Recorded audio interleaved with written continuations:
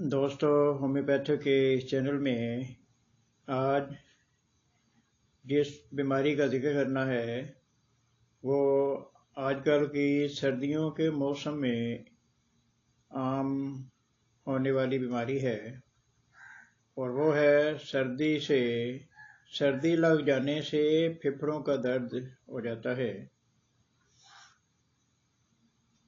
سردیوں میں یکدم گرم کمرے سے باہر نکلنے سے چھاتی میں پھیپھڑوں کے مقام پر درد شروع ہو جاتا ہے۔ پھیپھڑوں کے مقام پر درد اور تنگی محسوس ہونے لگتی ہے۔ اس صورت میں سب سے پہلا کام تو یہ ہے کہ فوراً گرم کپڑے پہنے سینے کو گرم کریں۔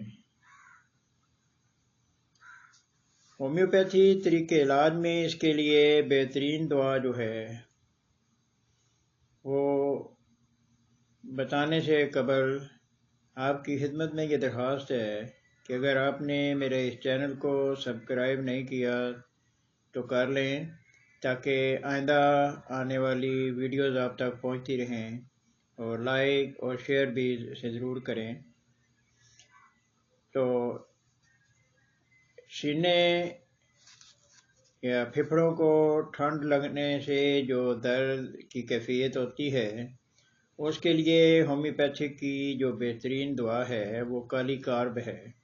کالی کارب، مگر اس سے پہلے کاربوویج 30 کی ایک خوراک لے لیں تو اس صورت میں وہ زیادہ اچھا کام کرے گی۔ پھر گھنٹہ ڈیڑھ گھنٹہ بعد کالی کارب